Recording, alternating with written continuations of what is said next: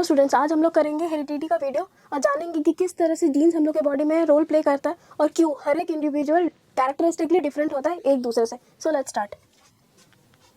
Chapter में advance होने के पहले हम लोग कुछ बेसिक टर्मिनोलॉजीज को और कॉन्सेप्ट्स को जानेंगे, जिससे हम लोग को जीन्स और डीएनए का कॉन्सेप्ट अच्छे से समझ में आएगा, क्लैरिफाइड रहेगा सारा चीज़। तो हम लोग को ये पता है कि cell is the structural and functional unit of life. हम लोग यूनिट क्यों बोलते हैं, स्ट्रक्चरल यूनिट क्यों बोलते हैं? यूनिट मतलब एक, मतलब हमारे पास एक सेल होना ज़रूरी है जिससे हम लोग किसी चीज़ को फंक्शनल बना सकते हैं। We need to have at least one cell to make anything functional. Actually क्या होता है, सेल का जो एग्रीगेट होता है, बहुत सारे सेल मिलके टिश्यू बनाते हैं, टिश्यू से ऑर्गन बनता है, ऑर्गन से ऑर्गन सिस्टम बनता है और फिर एक ऑर्गेनिज्म फंक्शनल हो पाता है। तो हम लोग सबसे पहले सेल को देखेंगे। जैसे सेल के अंदर एक फ्लूइड मैट्रिक्स होता है जिसको हम लोग क्या बोलते हैं, साइटोप्लाज्म। सेल के अंदर एक फ्लूइड मैट्रिक्स होता है जिसको हम लोग क्या बोलते हैं, साइटोप्लाज्म। साइटोप्लाज्म हम लोग क्यों बोलते हैं, साइटो मतलब साइटो वर्ड, ये टर्म सेल के लिए यूज करते हैं हम लोग, साइटो वर्ड, और प्लाज्म मतलब हो गया सेमी लिक्विड सब्सटेंस। तो इस फ्लूइड मैट्रिक्स को हम लोग क्या बोलते हैं, साइटोप्लाज्म। इस साइटोप्लाज्म के अंदर बहुत से ऑर्गेनेल्स एम्बेडेड या सस्पेंडेड रहते हैं, ठीक है। इसके अंदर एक लार्जेस्ट ऑर्गेनल होता है, इसका नाम है न्यूक्लियस। इसका नाम है न्यूक्लियस। सेल के अंदर लार्जेस्ट ऑर्गेनल का नाम है न्यूक्लियस। न्यूक्लियस सिर्फ लार्जेस्ट ही नहीं, ये बहुत ही इंपॉर्टेंट ऑर्गेनल है सेल के अंदर। क्यों?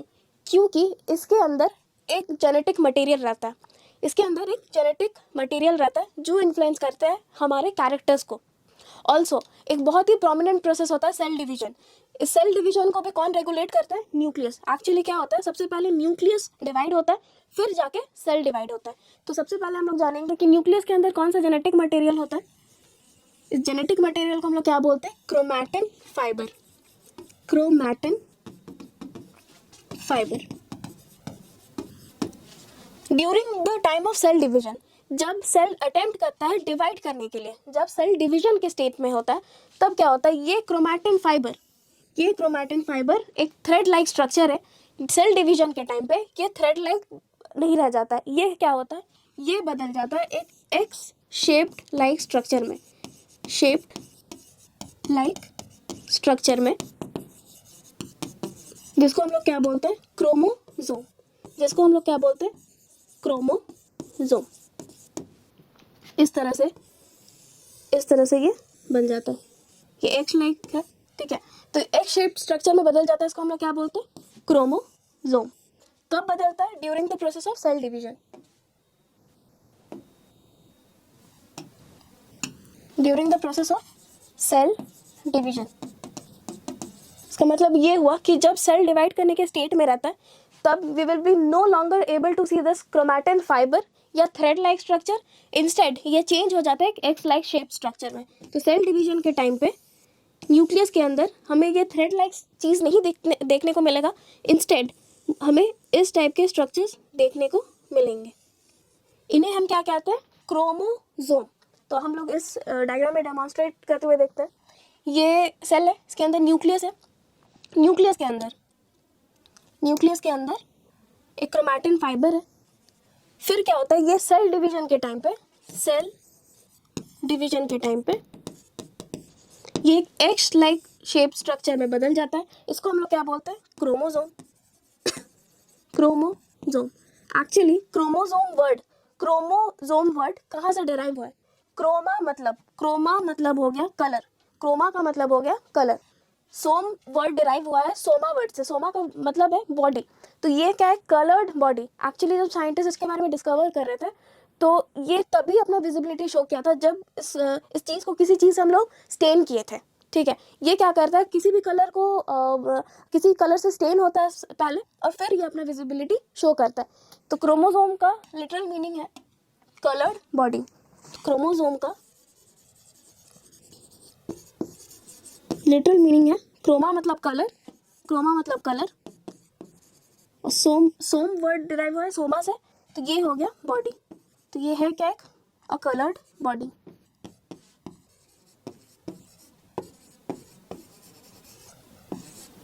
अ कलर्ड बॉडी, ठीक है। अब ये क्रोमोसोम एक्चुअली इस थ्रेड लाइक चीज या फिर स्ट्रैंड, स्ट्रैंड हम लोग किसको बोलते हैं, थ्रेड लाइक चीज को ही हम लोग स्ट्रैंड बोलते हैं। इस तरह से एक्चुअली अरेंज रहता है। किसी एक सेगमेंट को अगर हम लोग अनवाइंड करें, मान लेते हैं इस सेगमेंट को अगर हम लोग अनवाइंड करते हैं मतलब खोलते हैं, तो ये इस तरह का एक स्ट्रक्चर बनाता है, इस तरह से एक हेलिकल स्ट्रक्चर बनाता है, 2 स्ट्रैंड का बना रहता है। स्ट्रैंड मतलब थ्रेड, 2 स्ट्रैंड का बना रहता है और इस तरह से कॉइल्ड रहता है। इस स्ट्रक्चर को हम लोग क्या बोलते हैं, डीएनए। तो डीएनए कुछ अलग चीज नहीं है, क्रोमोसोम का ही पार्ट है, क्रोमोसोम का ही पार्ट है, ठीक है। तो इसको हम लोग एक अच्छे से देखते हैं डीएनए को। तो डीएनए क्या है, जैसे क्रोमोसोम, इस तरह से शुरू से देखते हैं एक बार। सबसे पहले क्या होता है, क्रोमैटिन फाइबर के फॉर्म में रहता है। सेल डिवीजन के टाइम पे, सीडी मतलब सेल डिवीजन के टाइम पे ये कन्वर्ट हो जाता है क्रोमोसोम एक स्ट्रक्चर में, क्रोमोसोम। ये क्या है, एक्स लाइक शेप स्ट्रक्चर। ये क्रोमोसोम क्या होता है, ये क्रोमोसोम इस तरह से अरेंज रहता है, इस तरह से स्ट्रैंड के फॉर्म में ये अरेंज। स्ट्रैंड हम लोग किसको बोलते हैं, थ्रेड लाइक चीज को हम लोग स्ट्रैंड बोलते हैं। इस स्ट्रैंड को जब हम लोग अनवाइंड करते हैं या खोल के देखेंगे इसको, तो ये एक हेलिकल फॉर्म में, हेलिकल या फिर कॉइल्ड फॉर्म में इस तरह से 2 स्ट्रैंड एक दूसरे से ज्वाइंट रहता है, ठीक है। इसी डबल स्ट्रैंडेड स्ट्रक्चर को हम लोग क्या बोलते हैं, डीएनए। तो डीएनए सिंगल स्ट्रैंडेड नहीं है, DNA double stranded. Double stranded क्यों, क्योंकि इसमें 2 थ्रेड एक दूसरे से कॉइल्ड वे में लिपटे हुए हैं, ठीक है। तो डीएनए को अब हम लोग इलाज करके देखेंगे। डीएनए का ये फर्स्ट स्ट्रैंड, डीएनए का ये दूसरा स्ट्रैंड, ठीक है। किसी भी स्ट्रैंड को या किसी भी थ्रेड को अगर हम लोग ज्वाइंट रख रहे हैं या कॉइल रख रहे हैं, तो we need to have some kind of bonding in between them, ठीक है। इन लोग के बीच में किसी चीज का बॉन्डिंग होना चाहिए, तो इन लोग के बीच में हाइड्रोजन बॉन्डिंग होता है, ठीक है। 2 स्ट्रैंड को कॉइल रखने के लिए एक दूसरे से कौन सा बॉन्डिंग होता है, हाइड्रोजन बॉन्डिंग। अब next, nitrogenous basis, nitrogenous basis. तो हमसे अगर ये पूछा जाए कि कौन सा बॉन्डिंग होता है between 2 strands of DNA, it is hydrogen bonding. Next, nitrogenous base. CBSE के करिकुलम में ये नाइट्रोजीनियस बेस को लेकर किसी भी तरह का डिस्कशन नहीं किया गया, बट आईसीसी स्टूडेंट्स ज़रूर रेफर करें।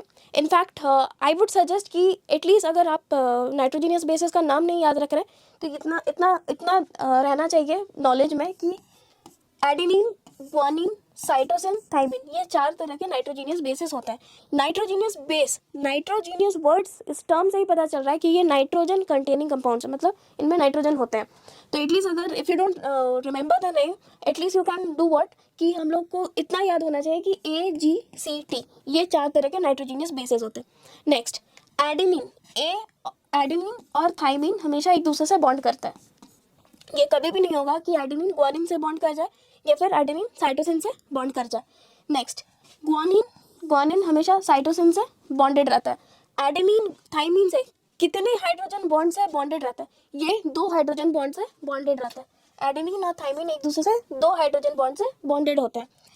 ग्वानिन और साइटोसिन एक दूसरे से 3 हाइड्रोजन बॉन्ड से जुड़े रहते हैं, ठीक है। तो इसको फिर से रिवाइज करते हैं हम लोग, तो इसको सिंप्लीफाइड बनाते हैं हल्का। डीएनए का ये 2 स्ट्रैंड है।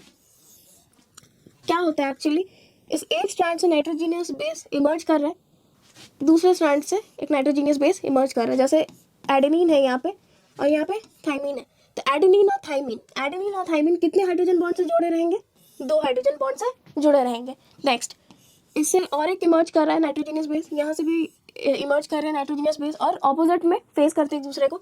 यहाँ पे मान लेते हैं कि ग्वानिन है और यहाँ पे साइटोसिन है, तो ग्वानिन और साइटोसिन कितने हाइड्रोजन बॉन्ड से बॉन्डेड रहते हैं, 3 हाइड्रोजन बॉन्ड से बॉन्डेड रहते हैं। फिर देखते हैं, फिर जैसे हो सके यहाँ पे एडेनिन है और थाइमिन है, तो ये कितने बॉन्ड से जुड़े रहेंगे, 2 हाइड्रोजन बॉन्ड से जुड़े रहेंगे।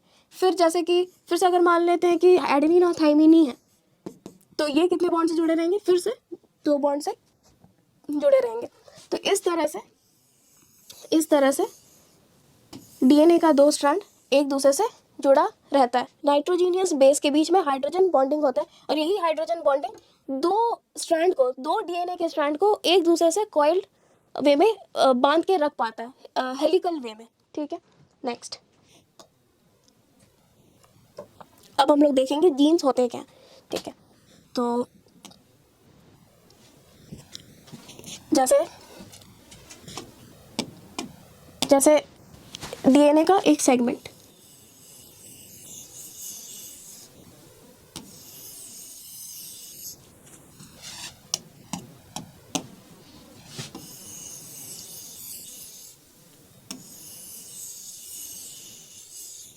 ठीक है, डीएनए का मान लेते हैं ये एक सेगमेंट है।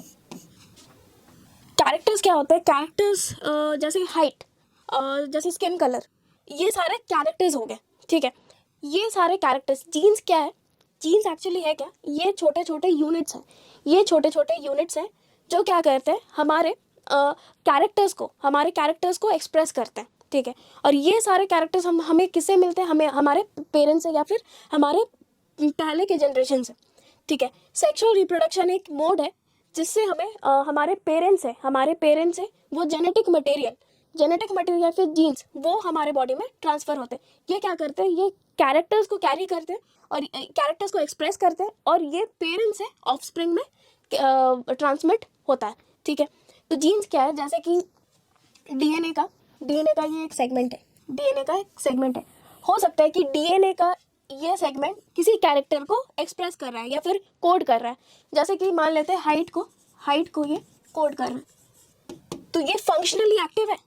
ये डीएनए का सेगमेंट फंक्शनली एक्टिव है because it is coding for some kind of character. ये किसी कैरेक्टर को कोड कर रहा है, तो ये फंक्शनली एक्टिव है। इस फंक्शनली एक्टिव सेगमेंट को, जो किसी कैरेक्टर को कोड कर रहा है, इसी सेगमेंट को हम लोग क्या बोलते हैं? जीन। इसी सेगमेंट को हम लोग जीन कहते हैं। तो जीन को हम लोग कह सकते हैं that segment of DNA which is functionally active and coding for some kind of character, इसी को हम लोग जीन्स कह सकते हैं।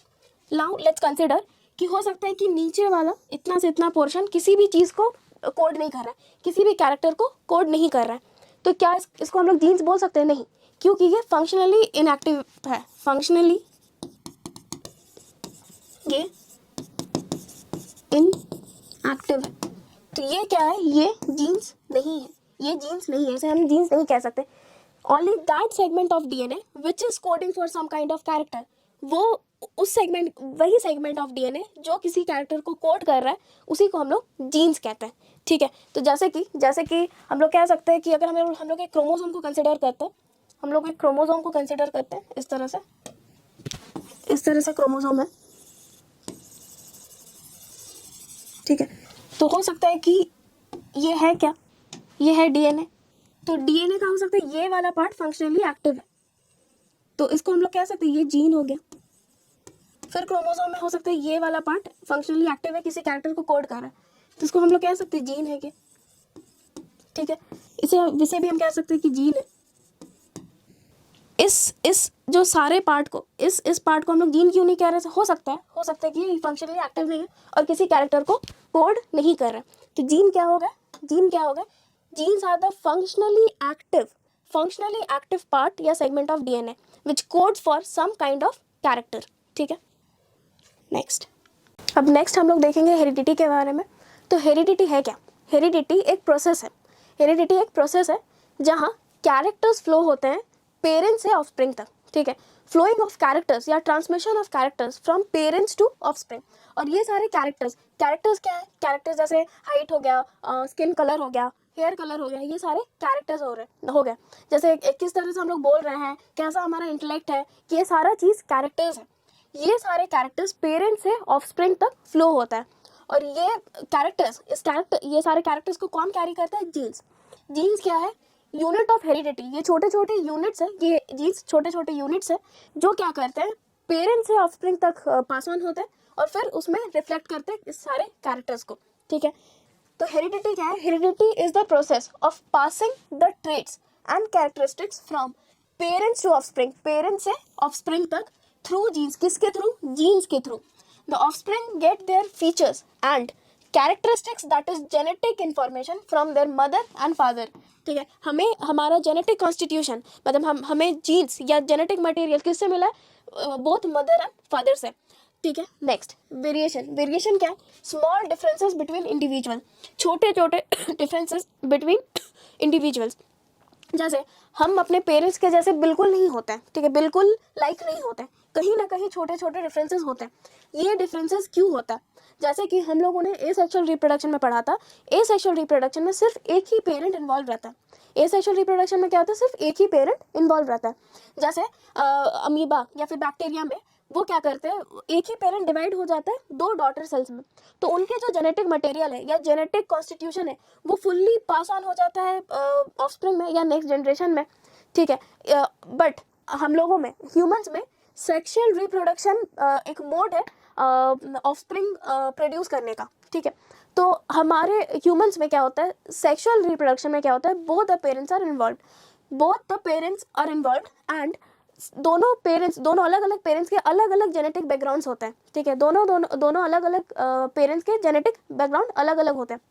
जब ये दोनों जेनेटिक बैकग्राउंड्स एक साथ फ्यूज करते हैं तब वो सारे कैरेक्टर्स एक कॉन्स्टिट्यूट करता है एक ऑर्गेनिज्म को, ठीक है। इसलिए हम लोग बिल्कुल अपने पापा की तरह या फिर बिल्कुल अपनी मम्मी की तरह नहीं होता है, उन दोनों का ब्लेंडिंग या फिर कॉम्बिनेशन से हम लोग बनते हैं, ठीक है। तो इस कारण क्या होता है कि बिल्कुल सिर्फ एक ही जेनेटिक बैकग्राउंड हम लोग में ट्रांसफर नहीं हो रहा है, दोनों के जेनेटिक बैकग्राउंड हम लोग इनहेरिट कर रहे हैं, उस चीज़ को हम लोग इनहेरिट कर रहे हैं, इसलिए हम लोग में वेरिएशन आता है, ठीक है। जैसे कि you might be knowing about the prominent example of twins, ठीक है। ट्विंस भी बिल्कुल लाइक नहीं होते हैं, उनमें भी कुछ कुछ डिफरेंसेस रहता है। जैसे डीएनए फिंगरप्रिंट, ये बहुत ही प्रोमिनेंट एग्जांपल है। डीएनए फिंगरप्रिंट किसी का भी सेम नहीं होता है, फिंगरप्रिंट कभी भी सेम नहीं हो सकता है। इवन इन ट्विंस फिंगरप्रिंट ज़रूर से ज़रूर उन लोगों का अलग ही होगा, ठीक है। तो डिफरेंसेस, वेरिएशन क्या है, स्मॉल डिफरेंसेस बिटवीन इंडिविजुअल। ये वेरिएशन किसके वजह से होता है, सेक्सुअल रिप्रोडक्शन के बाद, ठीक है। नेक्स्ट, जीन्स क्या है, a gene is a short sequence of DNA encoding for a certain trait. फिर से हम लोग रिवाइज कर लेते हैं, जीन है क्या, जैसे ये डीएनए का ये शॉर्ट सीक्वेंस को अगर हम लोग कंसिडर करते हैं, इस शॉर्ट सीक्वेंस को अगर हम लोग कंसिडर करते हैं, अगर ये किसी ट्रेट को इनकोड कर रहा है या किसी कैरेक्टर को इनकोड कर रहा है, जैसे हाइट को ये इनकोड कर रहा है, तो ये region of DNA functionally active हो गया, ये region of DNA functionally active हो गया। इस फंक्शनली एक्टिव रीजन को हम लोग क्या बोलेंगे, जीन। इस फंक्शनली एक्टिव रीजन को हम लोग क्या बोलेंगे, जीन, ठीक है। तो जीन को क्या बोला जा रहा है, is a short sequence of DNA, short sequence या segment of DNA encoding for a certain trait. Trait हम लोग किसको बोलते हैं, कैरेक्टर को हम लोग ट्रेट बोलते हैं। फिर जैसे मान लेते, कंसिडर करते हैं कि ये वाला रीजन किसी चीज़ को इनकोड नहीं कर रहा या किसी कैरेक्टर को कोड नहीं कर रहा, तो क्या इसे हम जीन्स कहेंगे, नहीं, बिल्कुल नहीं, इसे हम जीन्स नहीं कहेंगे, ये फंक्शनली इनएक्टिव है, ये फंक्शनली इनएक्टिवेट है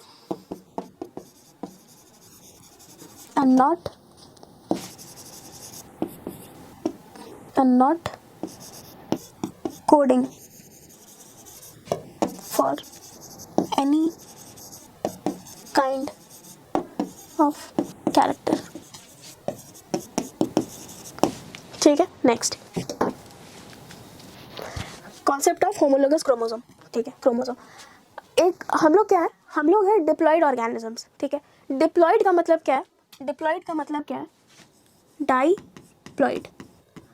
ह्यूमंस क्या है, डिप्लॉयड ऑर्गेनिज्म, डाई मतलब दो, प्लॉइडी वर्ड कहाँ से आया, नंबर ऑफ क्रोमोसोम्स, तो जैसे कि हम लोग को ये पता है कि हम लोग के बॉडी में टोटल 46 क्रोमोसोम्स होते हैं। क्या होता है कि हम लोग के बॉडी में 23 सेट ऑफ क्रोमोसोम है, ठीक है। हम लोग के बॉडी में 23 सेट ऑफ क्रोमोसोम है। ये 23 सेट ऑफ क्रोमोसोम्स के एक होमोलोगस पेयर होता है, ठीक है। होमो मतलब क्या हो गया, होमो मतलब सिमिलर, ठीक है। जैसे हम लोग ने केमिस्ट्री में पढ़ा है होमोजीनियस, हेट्रोजीनियस मिक्सचर, तो होमोजीनियस मतलब सेम कॉम्पोजिशन, होमोलोगस मतलब बिल्कुल उसकी तरह दिखने में, ठीक है। हेट्रो क्या हो गया, हेट्रो डिसिमिलर। तो होमोलोगस मतलब जैसे हमारे ह्यूमंस के बॉडी में 23, हमारे ह्यूमंस के बॉडी के हर एक सेल में न्यूक्लियस के अंदर 23 सेट ऑफ क्रोमोसोम होता है, और इन 23 सेट ऑफ क्रोमोसोम का एक होमोलोगस पेयर होता है, तो ये दोनों टोटली काउंट करते हैं एज 46 क्रोमोसोम्स, ठीक है। इसी को हम लोग कंक्लूजन में 46 क्रोमोसोम बोलते हैं, ठीक है। होमो मतलब बिल्कुल सिमिलर, बिल्कुल उसी के जैसे देखने में। तो हम लोग इधर देख लेते हैं, जैसे ये सेट ऑफ क्रोमोसोम है। हम लोग के बॉडी में कितने क्रोमोसोम्स है? 23 set of chromosomes. 23 set of chromosomes के एक होमोलोगस पेयर होते हैं, जो काउंट करते हैं हम लोग इन टोटल एज 46 क्रोमोसोम्स। ठीक है, तो ये क्या है? चार्ट, ये एक्चुअली एक कैरियोटाइप है। कैरियोटाइप हम लोग किसको बोलते हैं? Artificially arranging of chromosomes in a chart. Artificially arranging of chromosomes in a chart, इसी चार्ट को हम लोग क्या बोलते हैं? कैरियोटाइप। ठीक है, जैसे अगर हम लोग फर्स्ट क्रोमोसोम को कंसिडर करते हैं, ये फर्स्ट क्रोमोसोम है, इसका एक सिमिलर पेयर ये है। ठीक है, इसका एक सिमिलर होमोलोगस क्रोमोसोम है, जैसे इसके जैसा दिख भी रहा है, इसके जैसा हाइट भी है, बिल्कुल बिल्कुल लाइक होता है, बिल्कुल इसके जैसे ही देखने में होता है। ये जैसा अगर हम लोग फोर्थ क्रोमोसोम को कंसिडर करते हैं, फोर्थ का एक होमोलोगस पेयर है। ठीक है, उसी तरह से जैसे अगर हम लोग 15 को कंसिडर करते हैं, तो 15 का भी एक पेयर है। ठीक है, इसी तरह इसको हम लोग क्या बोलते हैं? होमोलोगस क्रोमोसोम्स, या फिर डिप्लॉइड सेट। जैसे ये क्या है? ये फर्स्ट क्रोमोसोम, ये सेकेंड क्रोमोसोम, ये थर्ड क्रोमोसोम, ये सारे अगर हम लोग गिनेंगे तो यहाँ पे हम लोग को 23 क्रोमोसोम्स मिलेगा। इस 23 क्रोमोसोम्स का एक दूसरा पेयर भी है, तो टोटल हम लोग के पास कितने क्रोमोसोम्स हुए? 46 क्रोमोसोम्स। नेक्स्ट, हम लोग के क्रोमोसोम्स दो सब कैटेगरीज में डिवाइडेड है। ठीक है, फर्स्ट 22 क्रोमोसोम्स, हम लोग के पास 23 सेट ऑफ क्रोमोसोम्स है, 23 पेयर ऑफ क्रोमोसोम्स है। फर्स्ट 22 क्रोमोसोम्स को हम लोग ऑटोसोम्स बोलते हैं। फर्स्ट 22 को हम लोग क्या बोलते हैं? ऑटोसोम्स। फर्स्ट 22 क्रोमोसोम्स क्या डिटरमाइन करते हैं? हमारे जनरल बॉडी फीचर्स को, जैसे हमारे हाइट हो गया, हमारा स्किन कलर हो गया, हमारा हेयर कलर हो गया, हम लोग कैसे बोल रहे हैं, कैसे चल रहे हैं, कैसा इंटेलेक्ट है हमारा। ठीक है, ये सारे क्या करते हैं? 22 पेयर ऑफ क्रोमोसोम्स ये सारे चीज को कंट्रोल करते हैं। Last pair, that is the 23rd pair, ये क्या करता है? ये डिटरमाइन करता है सेक्स ऑफ एनी इंडिविजुअल। जैसे कोई इंडिविजुअल लड़का होगा, या बेबी लड़की होगी, या लड़का होगा, ये कौन डिटरमाइन करेगा? 23rd pair of chromosome. ठीक है, तो फर्स्ट 22 पेयर ऑफ क्रोमोसोम्स, इसको हम लोग लिखते हैं अच्छे से, ऑटोसोम्स। और ऑटोसोम्स क्या हो गए? First 22 pair of chromosomes. ठीक है, फर्स्ट 22 पेयर ऑफ क्रोमोसोम्स क्या डिटरमाइन करता है? It determines the general body features like hair color, height, skin color, etc. ठीक है, नेक्स्ट,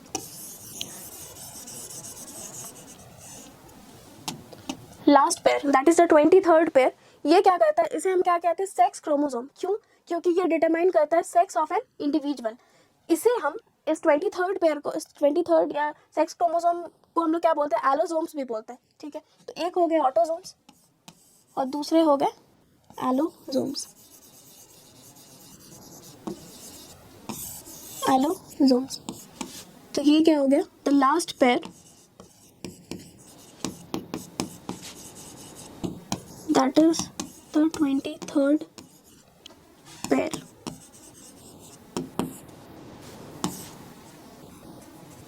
ठीक है, is also known as sex chromosome। It determines the sex or gender of an individual। ठीक है, next है alleles. Alleles क्या है? जैसे हमारे पास क्या है? होमोलोगस पेयर है, हम डिप्लॉयड ऑर्गेनिज्म है, तो हमारे पास एक सेट ऑफ क्रोमोसोम नहीं, 23 सेट ऑफ क्रोमोसोम नहीं, उस 23 सेट ऑफ क्रोमोसोम का एक होमोलोगस पेयर है। तो अलील क्या हो गया? डिफरेंट फॉर्म्स ऑफ जीन्स, ठीक है, डिफरेंट फॉर्म ऑफ जीन्स। तो देखते हैं, जैसे अगर हम लोग कंसिडर करते हैं फर्स्ट पेयर को, फर्स्ट क्रोमोसोम को अगर हम कंसिडर करते हैं, ठीक है, यहाँ पे एक जीन होगा, यहाँ पे जीन है। तो ये जो सेट है, ये जो होमोलोगस सेट और इसमें जो जीन्स है, ये क्या करेंगे, ये एक ही कैरेक्टर को डिटरमाइन करेंगे। जैसे ये दोनों जीन्स क्या कर रहे हैं, हेयर कलर को डिटरमाइन कर रहे हैं, ठीक है। तो ये क्या करेंगे, एक ही ट्रेट को इन्फ्लुएंस करेंगे, एक ही ट्रेट को इन्फ्लुएंस करेंगे। जैसे ये फर्स्ट पेयर है, फर्स्ट पेयर ऑफ क्रोमोसोम है, इसमें जीन्स है, इसमें भी जीन्स है। तो ये क्या करेगा, ट्रेट, किसी पर्टिकुलर ट्रेट, तो हम लोग कंसिडर करते हैं हाइट को, जैसे हाइट को ये इन्फ्लुएंस कर रहा है। अगर ये हाइट को अगर इन्फ्लुएंस कर रहा है तो इसमें क्या होगा, जैसे हमारे अंदर क्या होता है, एक डोमिनेंट ट्रेट होता है और एक होता है रिसेसिव ट्रेट, ठीक है। ट्रेट क्या होता है, कैरेक्टर जैसे हाइट हो गया, स्किन हो गया, हेयर कलर हो गया, ये सारे ट्रेट या कैरेक्टर्स हो गए। तो हमारे बॉडी में दो तरह के ट्रेट होते हैं, एक डोमिनेंट ट्रेट होता है और एक रिसेसिव होता है। डोमिनेंट वर्ड से ही पता चल रहा है कि टू रूल ओवर, डोमिनेंस का मतलब क्या हो गया, टू रूल ओवर। मतलब हमारे बॉडी में दो क्रोमोसोम होते हैं, दोनों क्रोमोसोम में एक ही ट्रेट के जीन्स है, मतलब एक ही ट्रेट को इन्फ्लुएंस कर रहा है। ऐसा नहीं कि ये जो कॉरेस्पॉन्डिंग पेयर है, ये जैसे यहाँ पे एक जीन है, इसके कॉरेस्पॉन्डिंग पेयर में इसका जो पेयर है ये किसी और ट्रेट को इन्फ्लुएंस करेगा। ये अगर हाइट को कर रहा है तो ये भी हाइट को ही करेगा। जैसे अगर दूसरा एग्जाम्पल लेते, मान लो यहाँ पे दो जीन्स है, पेयर ऑफ जीन्स है, तो ये किसी पर्टिकुलर ट्रेट को ही इन्फ्लुएंस करेगा। जैसे हो सकता है कि हेयर कलर को इन्फ्लुएंस करे, ऐसा हो नहीं सकता है कि ये हेयर कलर को करे और इसका कॉरेस्पॉन्डेंस जीन या कॉरेस्पॉन्डिंग पेयर इस स्किन कलर को डिटरमाइन करने लगा। ऐसा नहीं, किसी पर्टिकुलर ट्रेट को ही ये इन्फ्लुएंस करते हैं, ठीक है। तो हमारे बॉडी में दो तरह के ट्रेट होते हैं, एक होता है डोमिनेंट ट्रेट, एक होता है रिसेसिव ट्रेट। डोमिनेंट वर्ड से ही पता चल रहा है, डोमिनेंस मतलब टू रूल ओवर। रिसेसिव मतलब वैसे ट्रेट जो सप्रेस हो जाते हैं डोमिनेंट ट्रेट से, मतलब वो अपना क्वालिटीज़ या अपना कैरेक्टर्स एक्सप्रेस नहीं कर पाते हैं, ठीक है। डोमिनेंट ट्रेट क्या हो गया, जो वो कैरेक्टर्स या वो ट्रेट्स जो हमारे बॉडी में ऑब्जर्वेबल है, ठीक है, मतलब हमारी बॉडी में वो ऑब्जर्व हो सकता है। जैसे कोई अगर लंबा है, कोई अगर टॉल है, तो हो सकता है उसके बॉडी में डोमिनेंट ट्रेट हो गया टॉलनेस का। इट कैन बी लाइक कि उसके बॉडी में शॉर्टनेस का भी जीन है, लेकिन वो डोमिनेंस नहीं दिखा पा रहा अपना, या फिर सप्रेस्ड हो गया, रिसेसिव हो गया, ठीक है। तो अलील क्या हुआ, pair of genes that occupy the same location and control the same trait. Same location को ऑक्यूपाई कर रहा है। जैसे फर्स्ट क्रोमोसोम में हम लोग पिछले स्लाइड में देखे थे ना, जैसे पिछले स्लाइड में हम लोग ने देखा था, ये जैसे मान लो यहाँ पे एक जीन है, हो सकता है ये हेयर कलर का डिटर्मिनेशन कर रहा है, इसके कॉरेस्पॉन्डिंग पेयर में ये भी क्या करेगा, कॉरेस्पॉन्डिंग जगह पे भी, मतलब सेम लोकेशन पे ही वो क्या किस चीज़ को डिटरमाइन करेगा, हेयर कलर को ही करेगा। ऐसा नहीं कि ये हाइट को कर रहा है और ये हेयर कलर को करेगा, एक ही ट्रेट को इन्फ्लुएंस करते हैं। तो ये जो पेयर ऑफ जीन है, determining the same character and present at same location, इसी को हम लोग क्या कहते हैं, अलील, ठीक है। तो डिफरेंट फॉर्म्स ऑफ जीन्स, इसको हम लोग अलील कहते हैं, इसी को हम लोग क्या कहते हैं, अलील। तो अलील में ये बहुत ही प्रोमिनेंट चीज़ जो हमें याद रखना चाहिए, ये क्या है, जैसे सेम कैरेक्टर को ही डिटरमाइन करते हैं, ठीक है। और दूसरा, ये ऑक्यूपाई अ स्पेसिफिक लोकेशन, एक ही स्पेसिफिक लोकेशन को वो ऑक्यूपाई करते हैं। जैसे मान लो हाइट को कर रहा है, तो हो सकता है ये टॉलनेस को डिटरमाइन कर रहा है, ये शॉर्टनेस को कर रहा है। तो ये दोनों एक टॉलनेस को कर रहा है, एक शॉर्टनेस को कर रहा है, लेकिन ट्रेट तो एक ही है ना, कैरेक्टर तो एक ही, हाइट ही है। ये ऐसा तो नहीं ना स्किन कलर को डिटरमाइन कर रहा है, ट्रेट एक ही है, एक ही कैरेक्टर को वो स्पेसिफिकेशन दिया है कि इसी कैरेक्टर को हम डिटरमाइन करेंगे, ठीक है। तो ये हो गया allele. Concept of phenotype and genotype. Phenotype और जीनोटाइप को समझने के पहले हमें ट्रेट समझना पड़ेगा, उसके बाद हम लोग उस कॉन्सेप्ट को इसके साथ कनेक्ट करेंगे। ट्रेट्स क्या है, कैरेक्टर्स, ठीक है। जैसे हाइट हो गया एक ट्रेट, स्किन कलर क्या हो गया, ट्रेट, फिर the way we talk, the way our intellect is, ये सारे ट्रेट्स हो गए, ठीक है। जैसे फिर हो गया हम लंबे हैं कि छोटे हैं कि मिडिल हाइटेड, ये सारे ट्रेट हो गए। तो ट्रेट को देखते हैं हम लोग। ट्रेट आर कैरेक्टरिस्टिक्स और attributes of an organism that are expressed by genes। तो कैरेक्टर्स किसके थ्रू एक्सप्रेस होते हैं, जीन्स के थ्रू ही। एंड और इन्फ्लुएंस बाय द इन्वायरमेंट। हम लोग कभी कभी क्या होता है, ट्रेट्स इन्फ्लुएंस हो जाते हैं इन्वायरमेंट के चेंज से भी। ये हम लोग म्यूटेशन में पढ़ेंगे। मैं ट्राई करूँगी कि नेक्स्ट लेक्चर म्यूटेशन और मेंडल लॉ पे बने, उसमें मैं अच्छे से एक्सप्लेन करूँगी कि किस तरह से इन्वायरमेंट इन्फ्लुएंस करता है हमारी जीन्स को या हमारे ट्रेट्स को, ठीक है। Next, the traits include physical attributes, physically मतलब जो बाहर से ऑब्जर्वेबल है, जो बाहर से देख सक रहे हैं हम लोग जिस चीज़ को, तो ये हो गया physical attributes of an organism such as hair colour, hair colour. फिर क्या हो गया, लीफ शेप, लीफ का ओरिएंटेशन, जैसे प्लांट में लीफ अगर किसका सरफेस एरिया लार्ज है, किसका सरफेस एरिया कम है, कौन रोल्ड लीफ है, कौन स्पाइनी लाइक लीफ है, ये सारे कैरेक्टर्स कौन ये सारे कैरेक्टर्स हैं, और इस सारे कैरेक्टर्स को हम लोग क्या बोलते हैं, ट्रेट्स। फिर साइज, शेप, सारे चीज़, ये सारे ट्रेट्स हो गए। दो तरह के ट्रेट होते हैं, एक डोमिनेंट ट्रेट और एक रिसेसिव ट्रेट। डोमिनेंट ट्रेट, जैसे कि मैंने बताया, डोमिनेंट क्या है, डोमिनेंस मतलब टू रूल ओवर, रिसेसिव मतलब जो सप्रेस हो जाता है, ठीक है, जो अपना डोमिनेंस नहीं शो कर पाता, ठीक। नेक्स्ट, डोमिनेंट ट्रेट को हम लोग जनरली कैपिटल लेटर से रिप्रेजेंट करते हैं, रिसेसिव ट्रेट को हम लोग जनरली स्मॉल लेटर से रिप्रेजेंट करते हैं। तो जानते हैं, जैसे कि हमारे पास पेयर ऑफ क्रोमोसोम है, हमारे पास एक सेट ऑफ क्रोमोसोम नहीं है, पेयर ऑफ क्रोमोसोम है। हो सकता है इस होमोलोगस क्रोमोसोम में जीन्स है, अलील जिसको हम लोग पिछले स्लाइड में कह रहे थे, हो सकता है ये जीन, ये दोनों करेगा एक ही ट्रेट को इन्फ्लुएंस, हो सकता है ये टॉलनेस दिखा रहा है, ठीक है, और ये कर रहा है शॉर्टनेस। तो शॉर्टनेस को हम लोग जो ट्रेट सप्रेस हो जाते हैं या फिर रिसेसिव हो जाते हैं, उनको हम लोग स्मॉल लेटर से डिनोट करते हैं, ये टॉलनेस का, ये शॉर्ट। फिर एक ह्यूमन में हो सकता है ये सेट में, इस डिप्लॉइड सेट में, ये हेयर कलर, ये जैसे हाइट को कर रहा है इन्फ्लुएंस, ये हो सकता है हेयर कलर को इन्फ्लुएंस कर रहा है, हेयर कलर। तो हो सकता है कि इसके dominant, as a dominant trait इसका ब्लैक कलर का हेयर है, और ब्राउनिश इसका रिसेसिव जीन हो गया, रिसेसिव ट्रेट हो गया। नेक्स्ट हो सकता है इस तरह से, नेक्स्ट हो सकता है कि जैसे किसी का स्टैमर्ड स्पीच होता है, ठीक है, स्टैमर्ड स्पीच लाइक, तो हो सकता है किसका स्टैमर्ड स्पीच और ये नॉर्मल स्पीच, तो नॉर्मल स्पीच यहाँ पे रेसेसिव हो गया, सप्रेस हो गया, इसलिए हम लोग उसको स्मॉल लेटर से डिनोट करें। फिर हो सकता है इसी क्रोमोसोम में कोई स्किन कलर को डिटरमाइन कर रहा है, स्किन कलर को डिटरमाइन कर रहा है। हो सकता है कि ये वाइट स्किन है और इसका रेसेसिव ट्रेट ब्लैक स्किन, तो रेसेसिव को हम लोग क्या करते हैं, स्मॉल लेटर से डिनोट करते हैं। जैसे कि ये किसी एक इंसान का ये जेनेटिक कॉन्स्टिट्यूशन है, ठीक है, तो इसमें हम लोग क्या देख पा रहे हैं, अगर मैं दूर से किसी इंसान को देखूं, तो वो टॉल होगा, क्योंकि उसमें डोमिनेंट कौन हो रहा है, कौन सा ट्रेट डोमिनेंस अपना दिखा रहा है, टॉलनेस। उसके बालों के कलर ब्लैक होंगे। फिर उसका स्पीच स्टाइल स्टैमर्ड होगा, वो हकलाएगा, ठीक है। फिर वो वाइट स्किन मतलब वो फेयर स्किन होगा।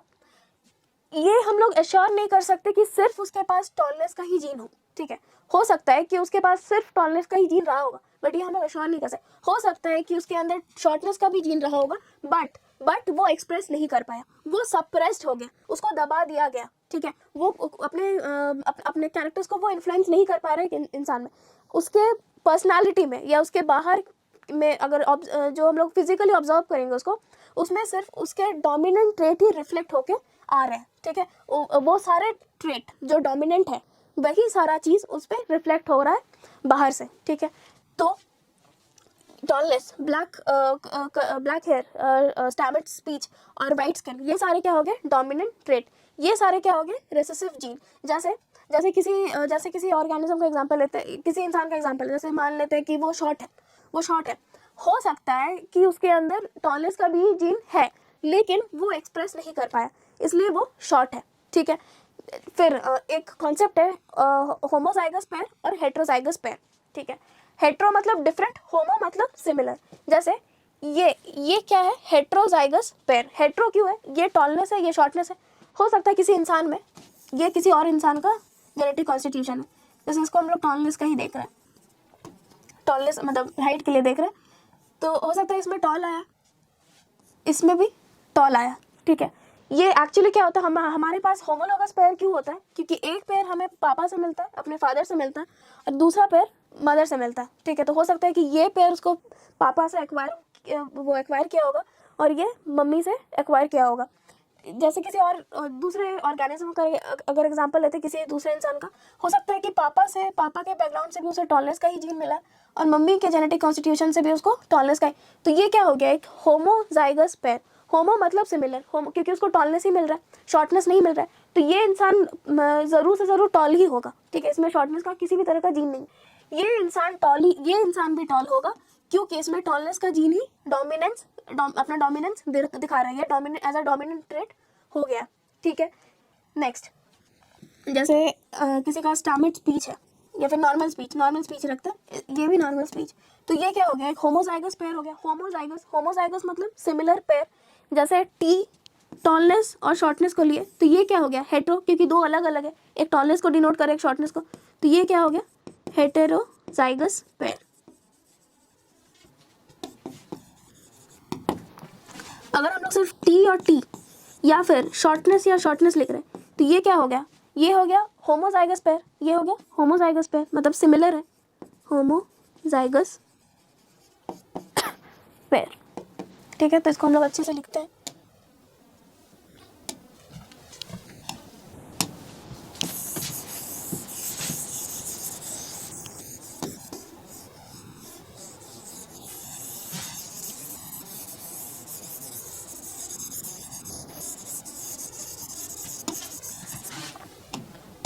तो डोमिनेंट ट्रेट को क्या लिखेंगे, द ट्रेट्स और कैरेक्टर्स दैट गेट्स एक्सप्रेस्ड और रिफ्लेक्टेड इन एन इंडिविजुअल, ठीक है। जो बाहर से इन्फ्लुएंस, किसी भी कैरेक्टर को इन्फ्लुएंस कर रहा है, बाहर जितने भी ऑब्जर्वेबल कैरेक्टर्स है वो सारे कैरेक्टर्स डोमिनेंट ट्रेट की वजह से इन्फ्लुएंस्ड है, ठीक है। ये किससे रिप्रेजेंट करते हैं हम लोग इसको, represented by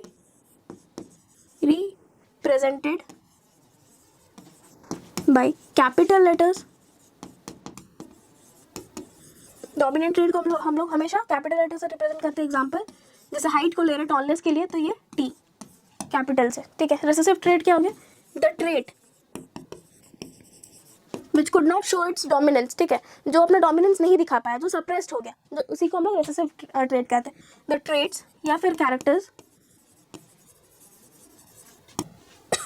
that got suppressed और could not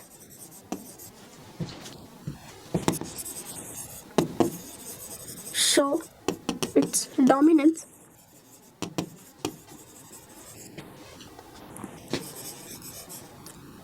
on any individual's physical attributes, ठीक है। बाहर से वो चीज़ दिख नहीं रहा है, हो सकता है कि किसी के अंदर शॉर्टनेस का भी जीन है बट वो सप्रेस हो गया, इसलिए वो इंसान टॉल है, क्योंकि उसमें टॉलनेस का gene as a dominant trait था, ठीक है। रिसेसिव ट्रेट को हम लोग किससे रिप्रेजेंट करते हैं, स्मॉल लेटर से। जैसे टॉलनेस के लिए अगर हम लोग किए, हाइट के लिए किए, तो ये शॉर्टनेस के लिए हम लोग स्मॉल टी शो करते हैं, ठीक है। शॉर्टनेस के लिए हम लोग स्मॉल टी रिप्रेजेंट करते हैं, स्मॉल टी से रिप्रेजेंट करते हैं। फिर हेटेरोजाइगस पेयर क्या हो गया, जैसे किसी के पास टॉलनेस है और किसी के पास शॉर्टनेस भी है, तो ये हेटेरोजाइगस पेयर हो गया, क्योंकि दो डिसिमिलर पेयर है। किसी के पास अगर सिमिलर पेयर है, टॉलनेस और टॉलनेस, शॉर्टनेस, जिसको हम लोग क्या बोलेंगे, होमोजाइगस पेयर, ठीक है। अब नेक्स्ट हम लोग देखेंगे फिनोटाइप एंड जीनोटाइप। तो फिनोटाइप क्या है, all the observable characteristics in an individual, all the observable characters या characters which are getting reflected in his personality, ठीक है। जो चीज़ हमको बाहर से दिख रहा है उसके अंदर, ठीक है, जो चीज़ हमको उसके मतलब जैसे कि कोई इंसान है, वो लंबा है, वो उसका डार्क स्किन है, उसका स्टैमर्ड स्पीच लाइक स्टाइल है, बोलने का नॉर्मल स्पीकिंग नहीं है उसके पास, तो मतलब नॉर्मल स्पीकिंग उस वे में वो पोजेस नहीं करता नॉर्मल स्पीकिंग को। तो ये सारे कैरेक्टर्स क्या है, डोमिनेंट है उसके जेनेटिक कॉन्स्टिट्यूशन में। हो सकता है इट कैन बी कि उसके अंदर रिसेसिव जीन्स भी रहे होंगे, बट क्या हो गया, वो एक्सप्रेस नहीं कर पाए या फिर सप्रेस्ड हो गए डोमिनेंट ट्रेट से, ठीक है। तो फिनोटाइप क्या है, ऑल द ऑब्जर्वेबल कैरेक्टर, मुझे बाहर से कैसे दिखने में लग रहा है वो इंसान, वो हो गया फिनोटाइप। और जीनोटाइप क्या हो गया, द जेनेटिक कॉन्स्टिट्यूशन, जैसे किसी के अंदर शॉर्टनेस का भी जीन है, टॉलनेस का भी जीन है, तो वो क्या हो गया जीनोटाइप। लेकिन फिनोटाइप क्या हो गया कि हमको बाहर से कैसा दिख रहा है इंसान, वो फिनोटाइप हो गया, मतलब बाहर में कौन से कैरेक्टर्स उसको इन्फ्लुएंस कर रहे हैं। ठीक है, तो फिनोटाइप एंड जीनोटाइप, जैसे अगर किसी का जीन में, किसी के क्रोमोसोम में टॉलनेस का भी जीन है, शॉर्टनेस का भी, तो टॉलनेस यहाँ पे डोमिनेट कर गया, कैपिटल से लिख रहे हैं, इसका मतलब वो डोमिनेट कर गया। ठीक है, तो ये क्या होगा, बाहर से वो इंसान लंबा होगा, टॉल होगा, मतलब उसका फिनोटाइप क्या है, टॉलनेस का। लेकिन उसका जीनोटाइप क्या है, हेट्रोजाइगस जीनोटाइप है, हेट्रोजाइगस पेयर है जीनोटाइप में, मतलब टॉलनेस भी है और शॉर्टनेस भी है। ठीक है, नेक्स्ट, तो फिनोटाइप क्या हो गया, all the observable characteristics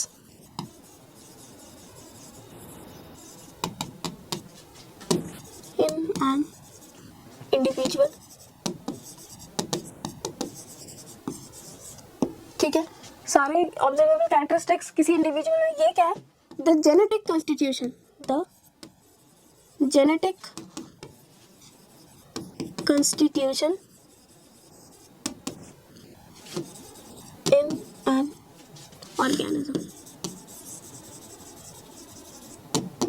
phenotype को कौन इन्फ्लुएंस करता है, फिनोटाइप को कौन इन्फ्लुएंस करता है, dominant trait. Phenotype is influenced by the dominant traits present inside an individual। और ये क्या है, genotype includes both the dominant and recessive traits in an individual। ठीक है, आई होप ये सारे टर्म्स आपको क्लियर हो गए हैं, एक क्लैरिफिकेशन मिला, एक बेसिक फंडामेंटल फाउंडेशन बना कि क्या है जीन्स, क्या है अलील्स, क्या होता है डोमिनेंट ट्रेट, क्या है रिसेसिव ट्रेट। ठीक है, तो हम आ गए हैं एंड ऑफ द लेक्चर में। मैं 10th CBSE के बच्चों को ज़रूर रेकमेंड करूँगी कि ये वीडियो को देखें, सारे कॉन्सेप्ट्स और सारे बेसिक टर्म्स, ये इस लेक्चर को देखने के बाद आपका एक बेसिक फाउंडेशन बनेगा जेनेटिक हेरिडिटरी चैप्टर में। 10th ICC के बच्चे भी रेफर कर सकते हैं, आपके भी एक फंडामेंटल अंडरस्टैंडिंग बन जाएगा कि किस तरह से जीन्स हम लोग के बॉडी में काम करता है, किस तरह से कैरेक्टर्स फ्लो करते हैं। ठीक है, तो अगर आपको ये वीडियो पसंद है तो do like share and subscribe, और अगर आपको किसी भी तरह का डाउट आ रहा है तो आप हमारे कमेंट सेक्शन में जाके अपना डाउट्स ड्रॉप कर सकते हैं। Thank you.